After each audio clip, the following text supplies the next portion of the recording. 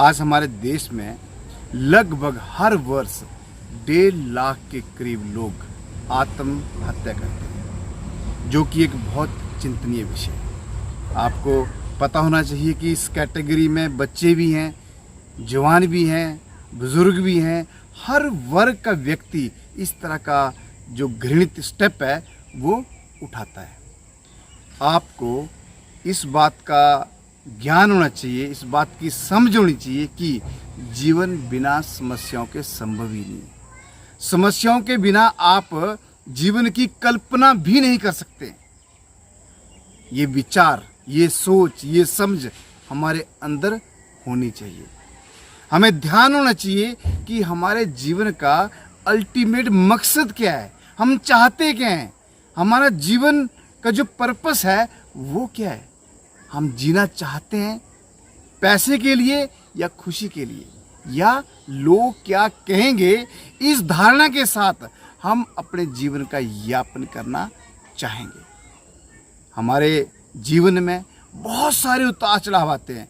वो पारिवारिक भी हो सकते हैं, सामाजिक भी हो सकते हैं और आर्थिक भी हो सकते हैं। और ये भी हो सकता है कि हम बहुत सारे जो लोग हैं उनके द्वेष का कारण भी बन सकते हैं। लेकिन हमारा ध्यान कहाँ होना चाहिए? अगर हमारा ध्यान बाहर हुआ, अपने अंदर नहीं हुआ, अपनी गलती के ऊपर नहीं हुआ, अपनी कमजोरी के ऊपर नहीं हुआ, तो कहीं ना कहीं फिर हम इस तरह का गलत जो कदम है वो जीवन में उठा लेते हैं। छोटे छोटे विषय आप देखें कि जो बच्चे फेल हो जाते हैं, मैट्रिक बोर्ड की क्लास से फेल हो जाते हैं, +2 में फेल हो जाते हैं, वो इस तरह कदम उठा लेते हैं। एक विद्वान व्यक्ति, पढ़ा लिखा व्यक्ति, सक्सेसफुल व्यक्ति, वो इस तरह के कदम उठा लेता है। तो हम उम्मीद किससे करें?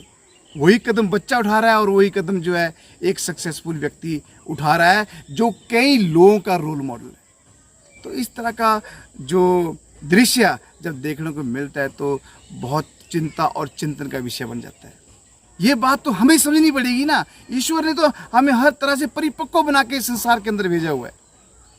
हमें हर प्रकार की असफलता से लड़ने की क्षमता अपने अंदर पैदा करनी होगी। यार आप सोचो, बिना असफलता के, बिना चुनौती से जीवन ही नहीं है। इनसे हमें बहुत कुछ सीखने को मिलता है। हमारी जो टेंडेंसी है वो समस्याओं के अधीन दब कर रहने की है या समस्याओं से लड़कर उसे ओवरकम करने की है, ये हमें समझना पड़ेगा, विचार करना पड़ेगा। अगर हम कोई भी ऐसा कृत्य करते हैं जो ईश्वर के मार्ग से हमें दूर लेके आता है, तो कहीं ना कहीं हम अपने जीवन के जो मकसद है और जीवन का जो आनंद है उससे दूर चले जाते हैं।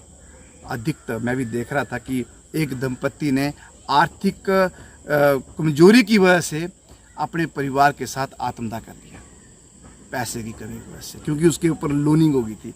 यार आप एक विचार करो, अगर आप कर्जधारी भी हो गए, आपके ऊपर कर्ज भी हो गया, तो कोई भी बैंक, कोई भी इंस्टीट्यूशन, कोई भी व्यवस्था, कोई भी संस्था आपसे क्या छीन सकती है? बताओ मेरे को। आप आपकी जमीन आपसे छीन सकती है, आपका घर आपसे छीन सकता है, लेकिन आपका जो आत्मविश्वास है ये कोई नहीं छीन सकता है। आप लोगों का जो सुख और चैन है ये कोई नहीं छीन सकता है, क्योंकि आपकी जो दुनिया है वो क्या है ये आपको तय करना है। अगर आपकी दुनिया आपका परिवार है, अगर आपकी दुनिया आपके बच्चे हैं, तो यार घर परिवार जमीन से आपने क्या लेना है? ले जाने दो। अपने परिवार के साथ, अपने बच्चों के साथ आप झोंपड़पट्टी में भी खुश रह सकते हैं, लेकिन आप में खुश रहने की टेंडेंसी होनी चाहिए।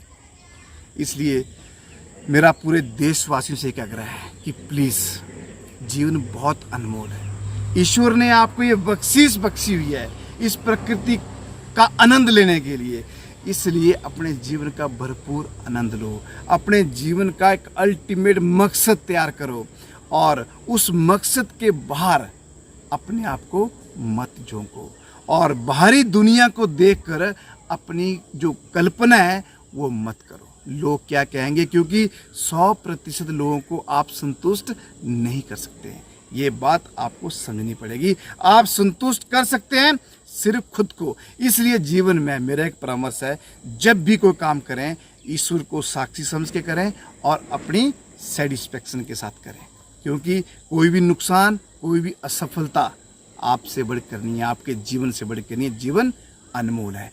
और ये आत्महत्या जैसा जो शब्द है, इसको अपनी डिक्शनरी से ख़त्म कर दो और एक शेर की भांति अपने आप को समाज में सामने लेके आओ। विपत्ति से लड़ो, समस्याओं से लड़ो और जीवन का आनंद लो। खुश रहो, खुशहाल रहो। जय हिंद।